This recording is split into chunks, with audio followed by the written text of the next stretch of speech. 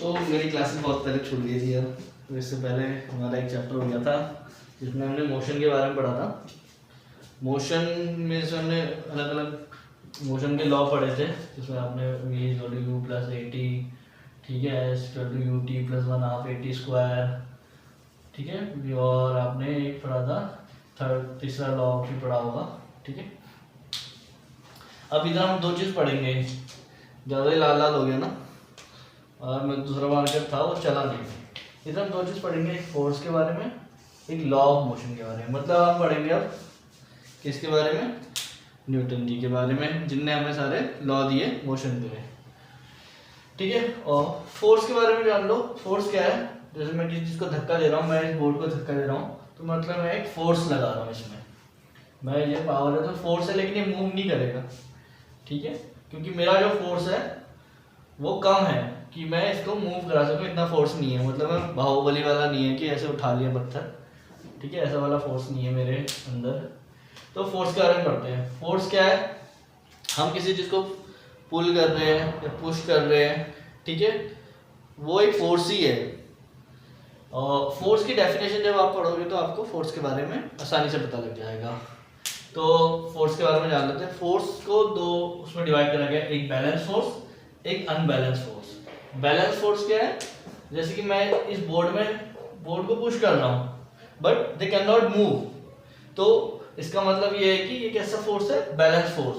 क्यों, क्योंकि जो दीवार भी एक फोर्स लगा रही है मेरी तरफ। ये थर्ड लॉ में आप पढ़ोगे एक्शन रिएक्शन के बारे में। जो दीवार का फोर्स है जो मेरे साइड आ रहा है वो ज्यादा है, मतलब मैं इस दीवार को मूव नहीं कर पा रहा हूँ, तो ये कैसा फोर्स कहलाएगा, बैलेंस फोर्स।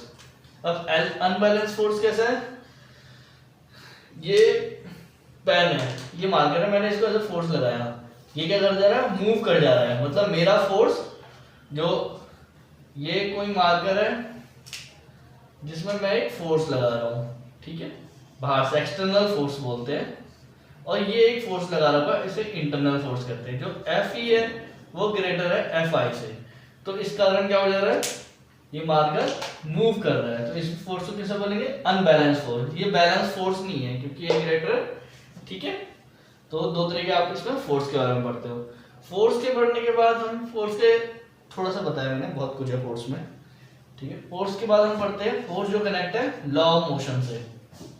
पहले हम फोर्स के बारे में जानते हैं, फिर हम लॉ ऑफ मोशन से। अब फोर्स के बारे में हम जानेंगे लॉ ऑफ मोशन में क्यों गए। फोर्स, हमने बोला यार कुछ चीज तो मूव कर रही है, हमने धक्का दिया, अभी हमें पता नहीं है ये चीज क्यों मूव नहीं करी। दूसरी चीज में कुछ चीज मूव कर रही है, जब हम धक्का दे रहे हैं, अभी हमें पता नहीं है ये चीज क्यों नहीं मूव कर रही। जो फोर्स का वर्ड है ये लॉ ऑफ मोशन में भी आएगा, और यहीं से हमें पता लगेगा कि आगे फोर्स होता क्या है। और लॉ ऑफ मोशन में तीन तरह के लॉ दिए गए हैं हमें, ठीक है। अब ये लॉ देने का सबसे फर्स्ट जो थे वो हमारे थे, कौन थे, गैलीलियो भाई साहब, जिनने हमें बताया कि इनर्शिया भी चीज होती है, जिनने हमें बताया कि अगर कोई बॉडी रेस्ट में तो रेस्ट में रहेगी। तो उसी को लेते हुए न्यूटन ने अपने लॉ बनाए, जिसे फर्स्ट लॉ ऑफ मोशन बोला गया, ठीक है, या उसको एक और चीज बोला जाता है, लॉ ऑफ इनर्शिया भी बोलते हैं फर्स्ट लॉ ऑफ मोशन को। सेकेंड लॉ ऑफ मोशन बोला गया, थर्ड लॉ ऑफ मोशन बोला गया। फर्स्ट लॉ ऑफ मोशन में हम क्या पढ़ते हैं, इनर्शिया के बारे में पढ़ते हैं, मास के बारे में पढ़ते हैं, ठीक है। फर्स्ट लॉ ऑफ मोशन में हम बहुत अच्छी चीज पढ़ते हैं कि सबसे पहले हमें बताया गया कि फर्स्ट लॉ ऑफ मोशन कैसे बना। उसमें क्या, सबसे पहले एक वर्ड आया मोमेंटम आया, और इनर्शिया, दो वर्ड आए। उन्होंने बोला कि अगर कोई चीज मूव कर रही है तो मूव करती रहेगी जब तक उसमें कोई एक्सटर्नल फोर्स नहीं लगेगी। जैसे अगर मैंने किसी बॉल को रोल ऐसे इधर मैंने कोई बॉल को फेंक दिया है, ठीक है, अब ये डाउन है, डाउन में रोल करती रहेगी कब तक, जब तक फ्रिक्शन फोर्स ज्यादा ना हो जाए, किससे, जो बॉल का मोशन है उस फोर्स से, ठीक है। जैसे ही फ्रिक्शन फोर्स ज्यादा हो जाएगा उस बॉल में, तो क्या हो जाएगा, वो बॉल अपने आप रुक जाएगी। तो यही है फर्स्ट लॉ ऑफ मोशन कि अगर कोई बॉडी मूव कर रही है तो कंटिन्यू मूव करती रहेगी जब तक उसमें कोई एक्सटर्नल फोर्स नहीं लगेगा। अगर कोई बॉडी रेस्ट में है तो वो रेस्ट में ही रहेगी जब तक उसमें कोई एक्सटर्नल फोर्स नहीं लगेगा, ठीक है। तो अब इसका एक एग्जांपल कैसा होता है, जैसे आप कोई कार में बैठे हो और 2-3 घंटे आप कार में बैठे हो, आराम से सीट में बैठे हो, आराम से पीठ लदार लेके, अचानक से क्या लग जाता है, ब्रेक लग जाता है। बट जो आपकी बॉडी है वो भी रेस्ट में है, जब ब्रेक लगता है तो आपने सीट बेल्ट नहीं पहना, तो आप अब कैसे आगे आगे सीधा सीधा ऐसे, अगर आप ऐसी सीट में बैठे हो, ठीक है, और अचानक से ब्रेक लग जाए तो क्या होता है, आप ऐसे हो जाते हो, ठीक है, ऐसे धक्का। क्यों? अगर आपको पता होगा कि अगर आप मोशन कर रहे होते हैं, बॉडी को भी हिला रहे होते हैं, आगे पीछे कर रहे होते, तो आप अचानक से आगे को नहीं आते, क्योंकि अभी आपकी बॉडी कैसे रेस्ट में थी, तो वो रेस्ट में ही है, ठीक है। उसमें एक्सटर्नल ऐसे ब्रेक लगा तो ब्रेक कैसे लगा, फोर्स आगे को गया, तो आपकी बॉडी को भी आगे को लेते हुए जाता है। तो इसलिए हम कहते हैं सीट बेल्ट पहननी चाहिए। ऐसे बहुत सारे एग्जांपल है फर्स्ट लॉ ऑफ मोशन के। सेकंड लॉ ऑफ मोशन क्या कहता है, अगर जो फोर्स है वो किस में डिपेंड करेगा, चेंज इन एक्सीलरेशन में भी, ये चेंज इन मोमेंटम में भी डिपेंड, चेंज इन मोमेंटम बोल सकते हो।